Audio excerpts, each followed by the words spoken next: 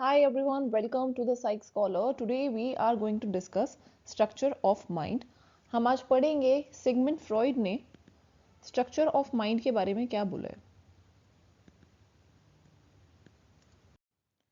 Topographical model of mind. Structure of mind को ही हम topographical model of mind बोलते हैं. इसमें क्या आता है हमारा conscious, pre conscious and unconscious. So a structure of mind is basically divided into three parts which is conscious, pre conscious and unconscious. So जो सिगमंड फ्रॉइड है उन्होंने जो हमारा माइंड है उसको एक आइसबर्ग से कंपेयर करा है. So the tip of the iceberg is our conscious mind. ये क्या है? ये हमारा कॉन्शियस माइंड है. So according to Sigmund Freud our conscious mind simply means our awareness. इसमें क्या चीज़ें आएंगी? हमारी अवेयरनेस, ऐसी चीज़ें जिसके बारे में मुझे अवेयरनेस है. जैसे मैं आपसे पूछूं व्हेन इज योर बर्थडे, आज आपने खाने में क्या खाया, आप कौन से सब्जेक्ट परस्यू कर रहे हो. So this is your awareness. Below our awareness, below our conscious mind is our pre conscious. So pre conscious क्या है? ऐसी चीज़ें जिसके बारे में आप थोड़ा एफर्ट लगाओगे so you will be able to recall it. ऐसी चीज़ें जिसके बारे में आप थोड़ा सा एफर्ट लगा के सोचोगे तो आप उसको रिकॉल कर सकते हो. These are the memory just below our awareness. इसमें क्या आएगा? अगर मैं आपसे पूछूं who was your teacher in fourth grade, आपकी फोर्थ ग्रेड में कौन सी टीचर थी. या अगर मैं आपसे पूछूं आपने परसों डिनर में क्या खाया, तो ये ऐसी चीज़ें हैं जिसके बारे में आप थोड़ा एफर्ट लगाओगे तो आप उसके बारे में रिकॉल कर पाओगे. और एंड में आता है हमारा unconscious. According to Sigmund Freud our unconscious is very important in determining our personality and behaviour. और ये यहाँ पर ऐसी चीज़ें आती हैं जिसके बारे में हम कंप्लीटली अनअवेयर हैं. Things which we are unaware of. तो यहाँ पर हम कंप्लीटली अनअवेयर हैं. यहाँ पे हमारे डीप हिडन चीज़ें आती हैं. मतलब हमारे दिमाग में जो हमारा अनकॉन्शियस माइंड है वहाँ पे हमारे डीप डार्केस्ट अर्जेस आएंगी. So I hope the structure of mind is clear. Structure of mind में क्या है? कॉन्शियस, जिसके बारे में हमको अवेयरनेस है. प्री कॉन्शियस, जब हम थोड़ा एफर्ट लगा के सोचेंगे तो उसको हम रिकॉल कर पाएंगे. And then is unconscious. Unconscious is completely unaware. अब सिगमंड फ्रॉइड ने स्ट्रक्चर ऑफ पर्सनालिटी की भी बात करी है. Structure of personality. So structure of personality में हमारे तीन कंपोनेंट्स आते हैं, id, ego and super ego. अब इसके बारे में हम थोड़ा ब्रीफ में समझेंगे क्योंकि एक डिटेल्ड लेक्चर आएगा इसके ऊपर भी. तो इद में क्या होता है? इद एक ऐसी चीज़ है which works on the pleasure principal. ये सिर्फ और सिर्फ प्लेजर पे काम करती है. फॉर एग्जाम्पल, जब आप बहुत ज़्यादा जिद करते हो, जैसे आपने देखा होगा छोटे बच्चे जब जिद करते हैं तो अगर उनको कुछ चीज़ चाहिए तो उनको उसी टाइम चाहिए. They want immediate gratification. So it works on the pleasure principle. Then is ego. Ego works on the reality principle. मतलब जो चीज़ें रियलिटी के अकॉर्डिंग ठीक है, जो चीज़ें अभी की सिचुएशन को देखते हुए फिजिबल हैं, जो चीज़ें रैशनल है, लॉजिकल है, ईगो उसके अकॉर्डिंग काम करेगा. And then is our super ego. Super ego works on the morality principle. Super ego morality principle पे काम करता है. इसका क्या मतलब है? जो भी चीज़ें हमको हमारी सोसाइटी, हमको हमारे पेरेंट्स सिखाते हैं, ये उस अकॉर्डिंग काम करेगा. ईगो का एक और बहुत इंपॉर्टेंट रोल है. ईगो क्या करता है? Ego tries to maintain a balance between id and super ego. Ego क्या क्रिएट करेगा? बैलेंस क्रिएट करेगा.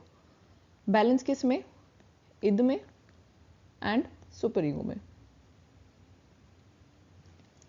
One more very important point, जो हमारा ईगो है ये मेनली कॉन्शियस होता है. Ego is mainly conscious but थोड़ा ये प्री कॉन्शियस भी होता है. सो जो हमारा ईगो है this is mainly conscious but some part of it is pre conscious और थोड़ा सा ये अनकॉन्शियस भी होता है. जो हमारा इद है, इद इज कंप्लीटली अनकॉन्शियस. इद क्या है? इद हमारा कंप्लीटली अनकॉन्शियस है. और जो सुपर ईगो है ये हमारा थोड़ा कॉन्शियस है, थोड़ा प्री कॉन्शियस है और थोड़ा अनकॉन्शियस है. सो सुपर ईगो तीनों चीज़ों में आएगा. और ये जो चीज़ें हैं फ्रॉइड ने with the help of the iceberg ये एक्सप्लेन करी है.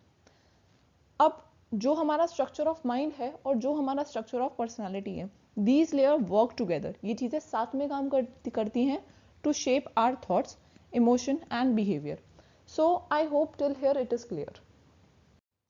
Our first part is conscious mind, जो टिप ऑफ द आइसबर्ग पे आता है, ये ऊपर वाला पार्ट जो है, और यहाँ पर आपको completely अवेयरनेस है, ऐसी थॉट्स और ऐसी फीलिंग्स जिसके बारे में आप completely अवेयर हो. Then is your pre-conscious, it is below the surface, just below the surface, ये वाला part. Your memories and knowledge that you will be able to recall if you put some effort, ऐसी चीज़ें जब आप थोड़ा effort डाल के सोचोगे तो आप उसको रिकॉल कर पाओगे. And third is our unconscious, very important part, जो अनकॉन्शियस है, जो हमारा लार्जेस्ट पोर्शन है, ये सबसे ज़्यादा इंपॉर्टेंट है. इसके अंदर हमारे क्या क्या चीज़ें आएंगी?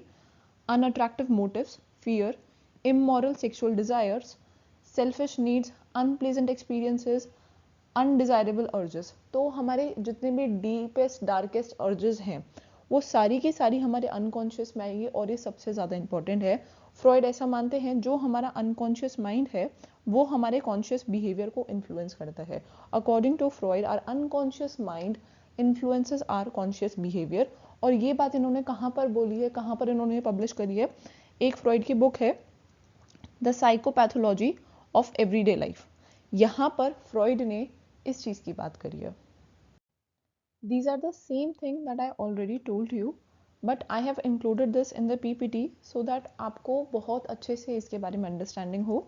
सो कॉन्शियस माइंड क्या है? ऐसी चीज़ें, thoughts and feeling that we are aware, ऐसी चीज़ें जिनके बारे में हमको अवेयरनेस हो एट एनी गिवन मोमेंट.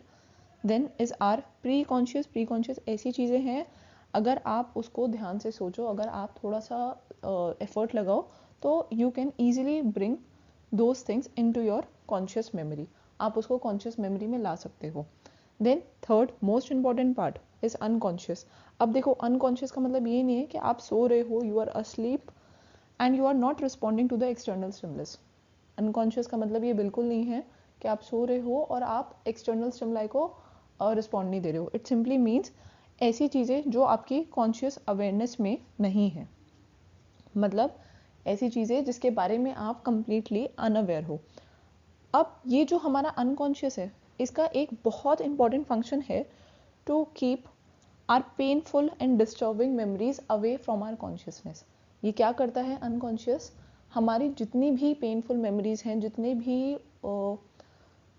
भी पेनफुल थॉट्स हैं और डिस्टर्बिंग थॉट्स हैं, उसको ये हमारे कॉन्शियस माइंड में एंटर नहीं होने देना चाहता है. क्यों? क्योंकि अगर ये चीज़ें हमारे कॉन्शियस माइंड में आएंगी तो that would be very disturbing for us.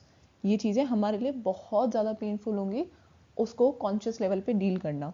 For example, अगर कभी आप बचपन में बुली हुए हो या कोई और ट्रोमैटिक इवेंट आपने कभी एक्सपीरियंस करा है, तो हमारे अनकॉन्शियस का काम क्या है? To keep those memory in our unconscious mind only, to prevent them in coming in our conscious mind. उसको प्रिवेंट करना ताकि वो हमारे कॉन्शियस माइंड में नहीं आ सके.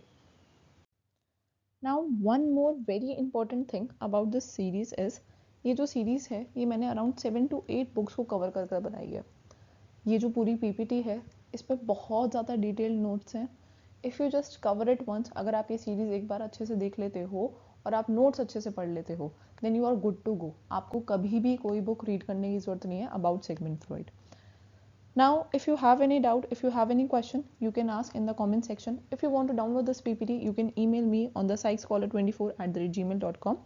And if you want to join my live classes for class 11th and 12th, graduation, masters, or any other competitive exam like CUET, GATE, NET, then you can email me to enroll. Thank you for watching this video lecture.